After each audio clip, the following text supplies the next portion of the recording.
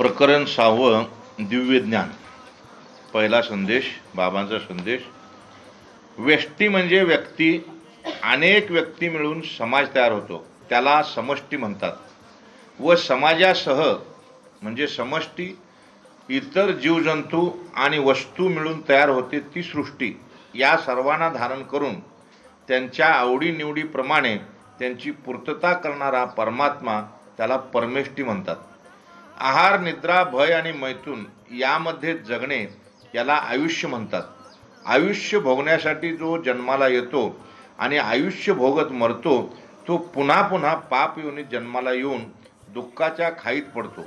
आयुष्य जगताना समाजासाठी, देशासाठी, विश्वकल्याणाचे कार्य करतो, त्याचे चरित्र बनते. आयुष्य म्हणून जगण्यासाठी प्रत्येक जीवाला ईश्वराने जन्माला घातले आहे. माणसाने केवळ आयुष्य म्हणून न जगता चारित्र्यवान म्हणून जगावं, ही माणसाकडून ईश्वराची अपेक्षा आहे. जो चारित्र्यवान आहे तो ईश्वरालाच जाऊन मिळतो. चारित्र्यवान म्हणून जगण्यासाठी सद्गुरू सानिध्य, सद्गुरू सहवास आणि सद्गुरू मार्गदर्शन याची फार आवश्यकता आहे. चारित्र्यवान म्हणून जगण्यासाठी सद्गुरूंनी आम्हाला ईश्वरी कार्यात गुंतवून ठेवले आहे. ईश्वरी कार्यात जो सक्रिय आहे त्यांच्यावर सद्गुरूंची कृपादृष्टी आहेच. यासाठी व्यष्टी, समष्टी आणि सृष्टी या पायऱ्या पार केल्या पाहिजेत. म्हणून कोणी व्यक्तिगत फायद्यात गुंतू नका. ज्या कुळात जन्माला आलाय केवळ त्या कुळाला समाज समजू नका. सृष्टीला मर्यादित म्हणून पाहू नका. तुम्ही राहता त्या 4 भिंतीच्या घराला माझं घर म्हणू नका. हे विश्वचे माझे घर हा भाव निरंतर जागृत ठेवा. म्हणजे अनवाणी पायाने देवच तुम्हाला शोधतील. तुमच्यासारख्या भक्तांची देवाला फार गरज आहे. तुम्हालाच पुढे करून ईश्वराला धर्मावर आलेली गाणी काढायची आहे. यासाठी आयुष्य म्हणून जगू नका, चारित्र्यवान म्हणून जगा. दुसरा संदेश, बाबांचा संदेश. वाङ्मय आणि साहित्य यातला फरक. संतांचे वाङ्मय असते आणि लेखकाचे साहित्य असते. वाङ्मयाला लेखक नसतो, साहित्याला लेखक असतो. वाङ्मय प्रगट होतं तर साहित्य प्रकाशित केलं जातं. वाङ्मय शाश्वत आणि साहित्य अशाश्वत असतं. वाङ्मय स्वास्थ्य मिळवून देतं आणि साहित्य अस्वस्थ करतं. वाङ्मय चिरकाल आहे, साहित्य 2-3 वर्षाच्या काळापुरतं मर्यादित असतं. वाङ्मय विश्व कल्याणार्थ असतं आणि साहित्य पुरस्कारासाठी असतं. वाङ्मयाचे चिंतन करणारे फारच कमी सापडतात आणि साहित्याचे वाचन करणारे भरपूर सापडतात. कुठल्याच वाङ्मयाला पुरस्कार मिळत नाही, कारण वाङ्मयाला पुरस्काराची गरज नाही आणि पुरस्कार किंवा अभिप्रायाशिवाय साहित्य चालत नाही. वाङ्मय आत्मसुख प्रबळ करतं तर साहित्य शंका आणि संदेह निर्माण करतं. तिसरा संदेश, बाबांचा संदेश. मनुष्य प्राणी सुद्धा इतर प्राण्यासारखा अतिसूक्ष्म जीव आहे. या जीवाला स्वतःचे स्वरूप असते, स्वतःचे एक विश्व असते. त्यातून त्या जीवाला बाहेर पडून निराकारी ईश्वराचा साक्षात्कार करून घेणे हे त्याला विपरीत आणि महाकठीण आहे. ईश्वराचे रोखठोक परमसत्य जाणून भक्तियोगाचा प्रसार करणे त्याहून फार कठीण आहे. सोप्या भक्तिमार्गाचा प्रसार करण्यात मानहानीला सामोरे जाऊन एखाद्या वेळी प्राणसुद्धा संकटात येतात. उदाहरणार्थ भगवान येशू ख्रिस्त, तुकाराम महाराज, सद्गुरू सच्चिदानंद श्रीपाद बाबा यांनी भक्तियोगाच्या प्रसारात आपले प्राण संकटात टाकले आणि भक्तिमार्ग सोपा केला. अशा सद्गुरूकडून विषय प्रयोजन कर्माचा संबंध समजावून घेऊन चांगला आणि सूक्ष्म विचार करून सद्गुरूंच्या सगुण साकार रूपावर ध्यान केंद्रित करतो, तो परमसिद्ध पुरुष ठरतो. जन्मोजन्मी निष्काम कर्म करून सद्गुरू प्राप्तीसाठी ज्याने ध्यान लावले आहे त्यांनाच सद्गुरू भेटण्याचा पर्वकाळ साधतो. निळोबराय सद्गुरू प्राप्तीसाठी ध्यान लावून बसले होते. प्रत्यक्ष देव आला तरी ध्यान सोडले नाही. म्हणून त्यांचे सद्गुरू प्रेम, सद्गुरू निष्ठा आणि सद्गुरूवरचा विश्वास दाखवण्यासारखा आहे, वाखाणण्यासारखा आहे. त्यांच्या समाधी दर्शनातून सुद्धा हाच अनुभव येतो. पिंपळनेर अहमदनगर येथे त्यांची समाधी आहे. जमल्यास त्यांच्या समाधीचे दर्शन घेऊन यावं. सद्गुरू भेटीचा ज्यांनी पर्वकाळ साधला आहे किंवा ज्यांना सद्गुरूंची परिपूर्ण अनुभूती आली आहे त्यांचीच विश्व कल्याणार्थ कार्य करण्याची भावना जागृत होऊन विश्व कल्याणार्थ कार्य करून ते परमसिद्ध पुरुष होतात. असा परमसिद्ध पुरुष प्रत्येक मानव, पशु, पक्षी आणि इतर सर्व जीवांचे देहरूपी बाह्य आवरण न पाहता केवळ आत्म्याचे स्वरूप पाहत असतो. हजारो वर्षापासून हिमालयात जाऊन ध्यान करतात, पण अद्याप त्यांना सद्गुरू भेटीचा पर्वकाळ सापडलेला नाही.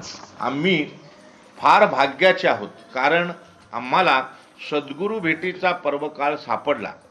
मनुष्य जीवाला त्याचे स्वतःचे अल्पसे स्वरूप आणि विश्व असते, त्यामुळे त्याला निराकारी ईश्वराचा साक्षात्कार करून घेण्यास फार अडचणीचे व क्लेशदायी असते.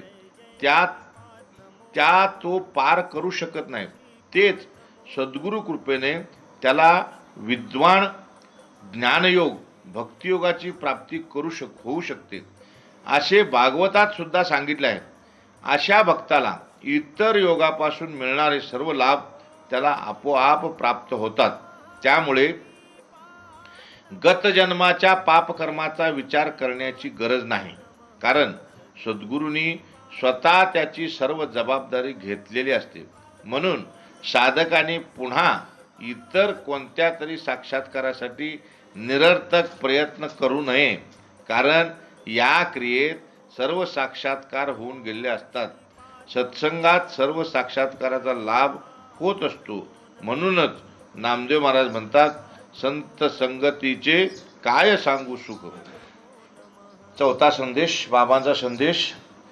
स्वतःचा अभ्यास म्हणजे स्वाध्याय. मी सद्गुरू सच्चिदानंद श्रीपाद बाबांचा एक अंश आहे.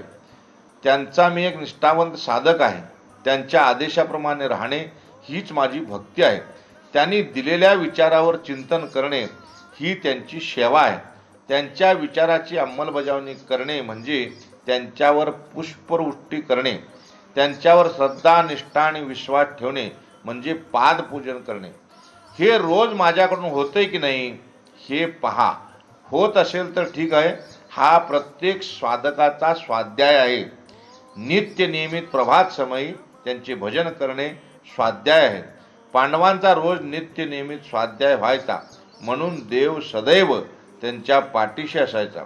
शेवटपर्यंत त्यांना यशस्वी ठेवून शेवटी आपल्यात विलीन करून घेतले. तुम्हाला ईश्वरात विलीन व्हायचं असेल तर स्वाध्याय चुकवू नका. शुद्ध विचार, शुद्ध ज्ञानमयी भगवंताच्या अधीन असणे ही जीवाची वास्तविक स्वरूप स्थिती आहे.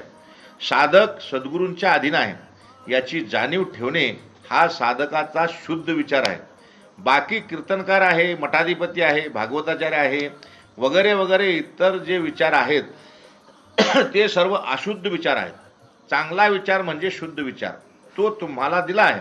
तो विचार जतन करून ठेवणे म्हणजे त्या विचाराचा जप करणे. हा जप तुम्हाला सहज करता येतो.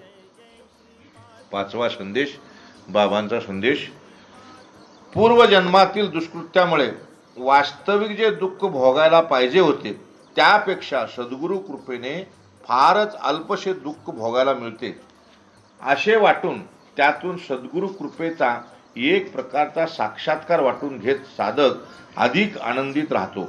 असा सद्गुरू भक्त शारीरिक दुःखांना किंवा कष्टांना फार महत्त्व देत नाही, कारण सद्गुरूंचे चैतन्य सगळीकडे ओतप्रोत भरलेले आहे. असाच अनुभव तो घेत असतो. ईश्वराने ठरवलेले असते तसेच आपले बाह्य रूप असते, परंतु अंतरंग किंवा अंतरूप कसे असावे हे ठरवण्याचा अधिकार मात्र ईश्वराने प्रत्येकाला दिलेला आहे. ज्याचे अंतरंग किंवा अंतरूप शुद्ध सात्विक बनते तोच ईश्वराला जाऊन मिळतो. म्हणजे ईश्वराला जाऊन मिळणे हे बाह्य रूपावर अवलंबून नाही, तर ते अंतरंगावर अवलंबून आहे. अष्टवक्र मुनींचं बाह्यरूप विचित्रच होते, पण अंतरंग ईश्वराला आवडेल असेच होते, म्हणून शेवटी ते ईश्वराला जाऊन मिळाले. बाह्य रूपावरून ईश्वराची आवड निवड ठरवणे किती व्यर्थ ठरते. तसं असतं तर सगळे नट नटी ईश्वरला जाऊन मिळायला पाहिजेत, पण अजूनपर्यंत तरी कोणतेच नटनटी ईश्वरला जाऊन मिळाल्याचे उदाहरण नाही. म्हणून नटनटीचे बाह्यरूप पाहून त्यावर मोहित होत असाल तर ईश्वरापासून दूर जाल. साधकाचे वित्त म्हणजे पैसा धनसंपत्ती हरण करणाऱ्या गुरुकडून साधकाच्या पदरात काहीच पडत नाही, आणि साधकाचे चित्त हरण करणाऱ्या सद्गुरूकडून ईश्वर तेजाच्या प्राप्तीशिवाय दुसरं काहीच पदरात पडत नाही. म्हणून गुरु साधकांचे वित्त हरण करणारे नसावेत, तर साधकाचे चित्त हरण करणारे असावेत. असे सद्गुरू नवीन अधिक साधक मिळवण्यात फार उत्सुक नसतात, आहेत त्यांनाच पूर्णत्वाला घेऊन जाण्यास प्रयत्न करत असतात. भक्ताचे चित्त हरण करणारा एकच गुरु, तो म्हणजे भगवान श्रीकृष्ण. अशा गुरुमुळे साधक कोणत्याही भौतिक परिस्थितीत विचलित होत नाही. असा भक्त नेहमी लौकिक स्तुती निंदा सुख दुःख इत्यादींच्या पलीकडे असतो. तो सद्गुरु वचनाशिवाय काहीच बोलत नाही. भवसागर तरून जाण्यासाठी आवश्यक तेवढेच बोलणे म्हणजे भगवत कथा. भगवत कथे व्यतिरिक्त काही बोलत नाही तो भगवत भक्त. मनुष्याच्या ठाई शुद्ध भक्तीविषयी आसक्ती निर्माण करतो तो संग म्हणजे सत्संग. 6वा संदेश, बाबांचा संदेश. शुद्ध भक्तांची संगत लाभली तर साधक निर्विशेष परमसत्याकडे आकर्षित होतो आणि भगवत भावित होऊन ईश्वर सेवेशी संलग्न होतो. ईश्वर सेवेशी संलग्न होण्याची इच्छा विकसित होते तेव्हा पुन्हा इतर आध्यात्मिक साक्षात्कार होण्याची त्याला आवश्यकता वाटत नाही. त्यामुळे तो लाभ हानीने हर्षभरीत किंवा दुःखी होत नाही. प्रत्येक कर्मात त्याला समाधान म्हणजे आनंद वाटत राहते. समाधानाला कधी शेवट नसतो. समाधान वाटून राहिलं तर कार्य थांबतं. ईश्वरी कार्य थांबू नये म्हणून समाधानाचा शेवट करत नाही. शुद्ध भक्ताकडून ईश्वरी कार्य कधी थांबत नाही. सामान्य लोकांपासून अलग राहून सद्गुरू सान्निध्य असो अगर नसो तो आपल्या परीने ईश्वरी कार्य करतच राहतो.